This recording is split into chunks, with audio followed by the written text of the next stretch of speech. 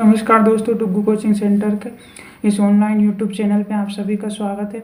अभी आपने 10वीं क्लास पास करी होगी और आपने 10वीं क्लास में हमारे ऊपर बहुत विश्वास दिखाया उसी को, और आप लोगों की बहुत इंक्वायरी थी कि आप डुग्गू कोचिंग सेंटर के इस यूट्यूब चैनल पे कॉमर्स की क्लासेस भी स्टार्ट की जाए। तो आज हम लेकर आए हैं कॉमर्स की क्लास आपके लिए, पूरा अकाउंट का पूरा कंप्लीट सिलेबस बताने वाला। अगर आपने अभी हमारे चैनल डुग्गू कोचिंग सेंटर के यूट्यूब चैनल पे आप अगर नए हो तो आज ही आप हमारे यूट्यूब चैनल को सब्सक्राइब करिए और हमारे इंस्टाग्राम पेज को भी फॉलो करिए, जिससे कि आपको आगे की अपडेट मिलती रहे। तो आज इसमें हम आपको अकाउंट्स 11th क्लास अकाउंट्स 2025-26 लेखा शास्त्र जो सिलेबस आज कंप्लीट डिस्कशन करने वाला हूँ। इसमें सबसे पहला चैप्टर है अपने पास इंट्रोडक्शन टू अकाउंटिंग, लेखांकन एक परिचय, है ना। तो इसमें अपने को कौन कौन से टॉपिक पढ़ने रहेंगे, देखिए। लेखांकन एक परिचय में अपने को पहला पढ़ना है इसमें टॉपिक मीनिंग ऑफ अकाउंटिंग, लेखांकन का अर्थ। दूसरा टॉपिक है लेखांकन एक सूचना के स्रोत के रूप में, accounting as a source of information. तीसरा टॉपिक रहेगा लेखांकन के उद्देश्य, ऑब्जेक्टिव्स ऑफ अकाउंटिंग। चौथा टॉपिक रहेगा इसमें लेखांकन की भूमिका, रोल ऑफ अकाउंटिंग। फिफ्थ है लेखांकन के आधारभूत परिभाषित शब्द, बेसिक अकाउंटिंग टर्म्स। इसके बाद सेकंड चैप्टर है अपने पास। सेकंड चैप्टर कौन सा है अपने पास, थ्योरी बेस ऑफ अकाउंटिंग। इसको हिंदी में बोलते हैं लेखांकन के सैद्धांतिक आधार, है ना। ये देखिए थोड़ा सा आपको अजीब सा लगने वाला है, थोड़ा सा टर्मिनोलॉजी इसकी ऐसी है जो अपन ने पहले कभी शब्द सुने ही नहीं होंगे, तो इसलिए थोड़ा बस बने रहिए, धैर्य के साथ में आपको पढ़ना है, पेशेंस का यूज़ करते हुए आपको यहाँ पे बने रहना। सेकेंड में देखिए आपको लेखांकन के सैद्धांतिक आधार में थ्योरेटिकल फाउंडेशन ऑफ अकाउंटिंग। पहला टॉपिक इसमें रहने वाला है सामान्य मान्य लेखांकन सिद्धांत, है ना। इसमें गेप देखिए, गेप बोलते हैं शॉर्ट फॉर्म में इसको, जनरली एक्सेप्टेड अकाउंटिंग प्रिंसिपल्स, है ना। सेकेंड टॉपिक इसमें रहने वाला आधारभूत लेखांकन संकल्पनाएं, बेसिक अकाउंटिंग कॉन्सेप्ट्स। लेखांकन प्रणाली, अकाउंटिंग सिस्टम, लेखांकन के आधार, बेसिक्स ऑफ अकाउंटिंग, लेखांकन के मानक, अकाउंटिंग स्टैंडर्ड्स। सिक्स्थ है इसमें अंतर्राष्ट्रीय वित्तीय रिपोर्टिंग प्रणाली, इंटरनेशनल फाइनेंशियल रिपोर्टिंग सिस्टम। वस्तु एवं सेवा कर, गुड्स एंड सर्विस टैक्स, जो इसी साल मतलब पिछले 2-1 साल से ये ऐड हुआ है। ये न्यू टॉपिक और वेरी इंटरेस्टिंग है और जिसमें आपको बहुत मजे आने वाले हैं पढ़ते समय। अब इसमें देखिए तीसरा चैप्टर है अपने पास।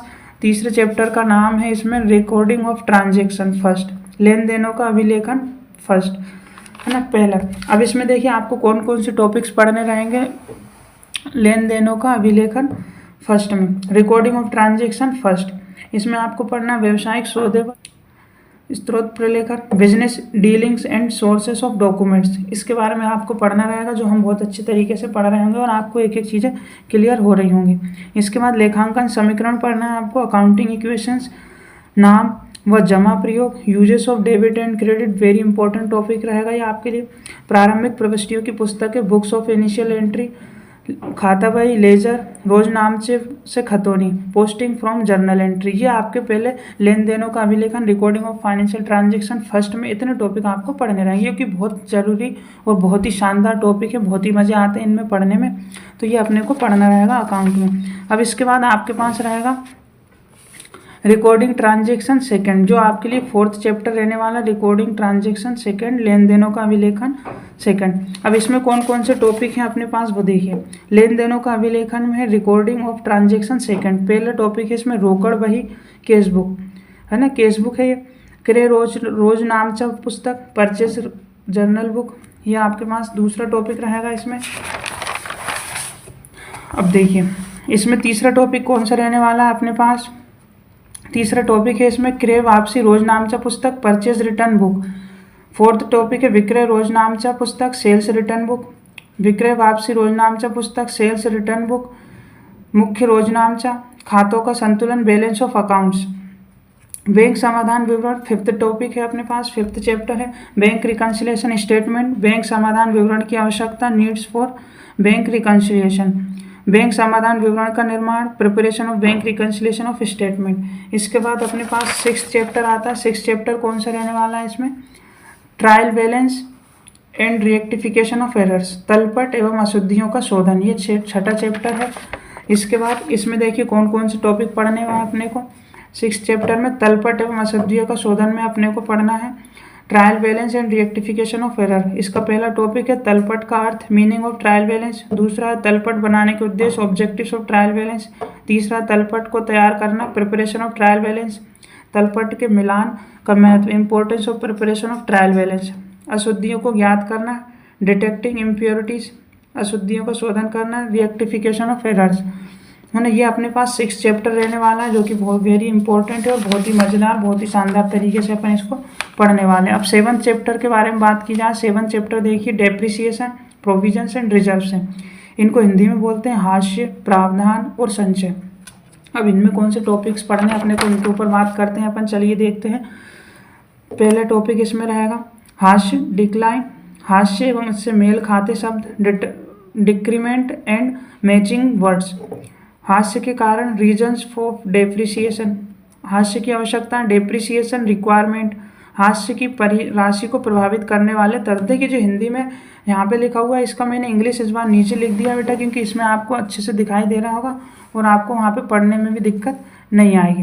देखिए यहाँ पे जो 5th वाला टॉपिक जो है, हास्य की राशि को प्रभावित करने वाले तत्व, तो इनको हिंदी में, इंग्लिश में क्या बोलते हैं, factors affecting the amount of depreciation. 6th वाले में देखिए हास्य की राशि की गणना की पद्धति, इंग्लिश में क्या बोलते हैं उसको, methods of calculating depreciation amount. 7th वाला सीधी रेखा एवं क्रमागत हास्य विधि, तुलनात्मक विश्लेषण। 7th इसमें देखिए straight line method and return down value method बोलते हैं इसको। 8th वाले में देखिए क्या, हास्य की अभिलेखन की पद्धतियाँ। 8th चैप्टर है यहाँ पे methods of recording loss. 9th chapter यहाँ पे परिसंपत्तियों को निपटान और विक्रय, इंग्लिश में क्या बोलते हैं, डिस्पोजल और सेल्स ऑफ असेट्स। 10th वाले में वर्तमान परिसंपत्तियों में बढ़ोतरी एवं विस्तार। 10th में यहाँ पे addition and expansion in current assets, ये अपने को इसमें पढ़ना है। 11th चैप्टर भी है, इसमें प्रावधान है, प्रोविजंस बोलते हैं इसको, संचय है, रिजर्व्स बोलते हैं इसको, गुप्त संचय है, हिडन रिजर्व्स बोला जाता है, इसमें सीक्रेट रिजर्व भी इसको बोल सकते हैं। तो ये टॉपिक्स थे अपने पास पहले मतलब जो पार्ट 1 है उसमें इतने टॉपिक्स आपको अकाउंटिंग के पढ़ने हैं। पार्ट 2 में देखिए, अब पहला क्या है आपके पास, पार्ट 2 का जो चैप्टर है उसमें फाइनेंशियल स्टेटमेंट फर्स्ट, वित्तीय विवरण फर्स्ट। अब वित्तीय विवरण फर्स्ट में आपका कंप्लीट सिलेबस हो जाएगा पूरा, आपको एक ही वीडियो में आपको पूरा एक्सप्लेन कर देंगे हम। पहला देखिए 9th चैप्टर रहेगा वित्तीय विवरण फर्स्ट, फाइनेंशियल स्टेटमेंट फर्स्ट। इसमें देखिए 9.1 में पणधारी और उनकी सूचना आवश्यकता है, stakeholder and their information needs. दूसरी है पूंजी और आगम के मध्य भेद, distinction between the capital and revenue. Third है वित्तीय विवरण, फाइनेंशियल स्टेटमेंट। फोर्थ है व्यापारिक व लाभ और हानि खाता, trading and profit and loss account. प्रचलन लाभ, ऑपरेटिंग प्रॉफिट, तुलन पत्र, बैलेंस शीट, प्रारंभिक प्रविष्टियाँ, इनिशियल एंट्री। तो ये अपने पास था फाइनेंशियल स्टेटमेंट फर्स्ट में। इतने टॉपिक आपको पढ़ना है, जो कि बहुत ही इंपॉर्टेंट टॉपिक रहने वाला है। अकाउंट का मेन चैप्टर यही रहने वाला है। अब इसके बाद देखिए 9th चैप्टर अपने पास फाइनेंशियल स्टेटमेंट सेकंड, वित्तीय विवरण सेकंड।